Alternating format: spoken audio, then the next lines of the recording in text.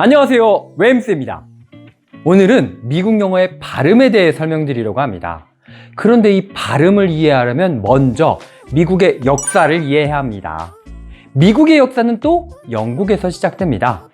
그래서 영국과 유럽의 역사부터 미국의 발음까지 설명드릴게요.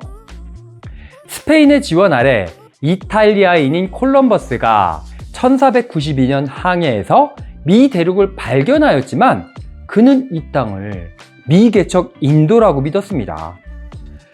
죽을 때까지 그렇게 믿었다고 합니다. 그래서 원주민들을 인디안이라 불렀습니다. 그런데 이탈리아인인 아메리코 베스푸치오가 이 대륙이 인도 땅이 아니라 새로운 대륙임을 알아서 그의 이름이 미국의 이름으로 붙게 되었고, 원주민들을 진짜 인도인들과 구분하기 위해 아메리칸 인디언이라 불리게 된 것입니다. 콜럼버스가 항해를 성공한 이후 스페인과 포르투갈은 눈을 돌려 유럽 밖으로 눈을 돌리게 됩니다.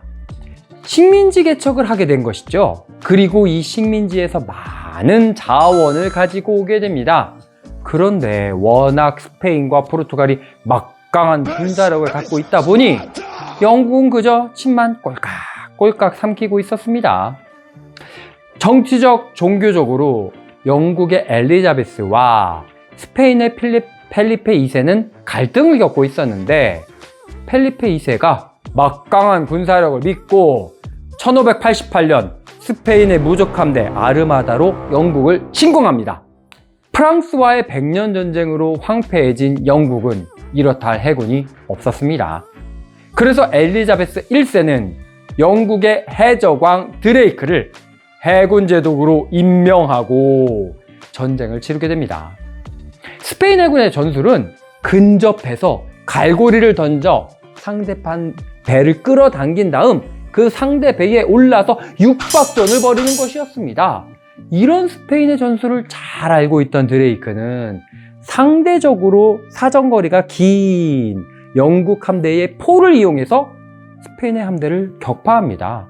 자, 스페인 배가 이렇게 아무리 쏴도 여기서 떨어지는데 영국의 배는 여기서 쏴도 맞추니까 격파되었겠죠.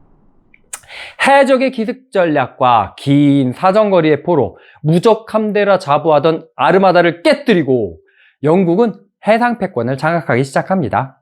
그 후로 영국은 식민지 개척에 열을 올리게 되죠. 그래서 우리가 알던 해가 지지 않는 영국을 만들었습니다. 그런데 엘리자베스 1세는 성공회를 실하게 맺는 신자였습니다. 그녀의 여러 업적에 묻혀서 잘 알려지진 않았지만 엘리자베스 1세도 블러드 메리 못지않게 종교로 인해 처형을 많이 했다고 합니다. 그래서 청교도들은 종교 탄압을 피해 새로운 개척지인 미 대륙으로 이주를 하게 되는데, 남미는 이미 스페인과 포르투갈이 장악을 하고 있기 때문에 중미인 지금의 미국으로 간 것이죠. 이 지도에서 보시듯 영국에서 가장 가까운 곳이 미국의 동부입니다. 그러다 보니 그들은 동부에 정착을 하였습니다. 미국 동부에 영국에서 유래한 지명이 많은 것도 그 때문입니다. 뉴욕, 뉴런던 등의 지명이 대표적인 예입니다. 영국에 요크라는 지명이 있거든요. 아무튼 이렇게 영국에서 미국으로 건너온 영국인들의 숫자는 몇백 명에 불과했습니다. 이렇게 작은 인구가 광활한 미국 영토를 다스리긴 어려웠을 겁니다. 미국 백인들은 원주민인 아메리칸 인디언들과 섞이지 않았습니다. 그 대신 미국이 기회의 땅이란 소식을 듣고 여러 나라에서 온 사람들의 이민을 적극적으로 받아들였습니다. 그리고 미국에서 난 사람은 다 미국 시민이다 라는 세계에서 독특한 정책을 펼쳤죠.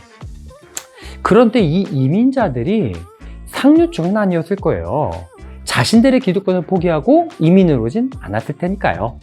그래서 이들은 영어를 읽지 못했고 생존을 위해 들리는 대로 말을 했을 겁니다. 그러다 보니 이들의 발음은 원래 영국 발음에서 많이 뭉개졌을 겁니다. 그리고 서부 개척 시대가 열렸을 때 많은 사람들이 서부로 기회를 찾아 이주했는데, 자, 이 지도에서 보시는 대로요, 미국의 서부는 사막 지역입니다. 사막 지역이라 사람이 살기 어려운 곳이니 서부로 기회를 찾아서 간 사람들은 어차피 살기 어려운 이민자들이었을 겁니다. 그리고 금과 석유를 캐기 위해서 간 사람들인데 이 금과 석유를 캐기 위해선 많은 장비가 필요하고 그래서 그것을 만들고 수리하는 엔지니어들도 많았겠죠. 미국의 기술이 서부에 집중되어 있는 것도, 그래서 실리콘밸리가 서부에 있는 것도 이 배경입니다. 아무튼 이렇게 기회를 찾아서 이주한 이민자들은 원래의 영국 발음보다는 뭉개진 발음을 구사했을 것입니다. 그것이 지금도 서부는 R 소리가 강한, 동부는 영국 발음과 유사한 발음을 구사하는 이유입니다. 그럼 우리나라는 왜 미국 발음이 강하게 된 걸까요? 6.25 전쟁 이후 모든 것이 폐허가 되었을 때 우리나라는 미국의 원조에 의해서 살았습니다. 지금도 연세 있으신 분들이 기억하시는 말은요, 초콜릿 기브미입니다. 아무것도 없는 우리나라 사람들에게 미군은 그야말로 노다지이자 고마운 존재였던 거죠. 그런데 그 당시 미군들 중에는 문맹자가 많았다고 합니다. 더욱이 전쟁 지역이라 죽음의 위협이 있는 한국으로 오는 사람들은 상류층이기보다는 본국에서 먹고 살기도 어려운 사람들이었을 겁니다. 그러다 보니 그들이 구사하는 영어는 뭉개진 발음이었고, 그런 그들을 접한 우리나라 사람들은 그것이 표준어인 줄 알았던 거죠. 하지만 세계 무대에 나가면요, 소리가 강한 미국식 영어가 아니라 또박또박한 영국식 영어가 대접을 받습니다. 제가 많이 경험했거든요.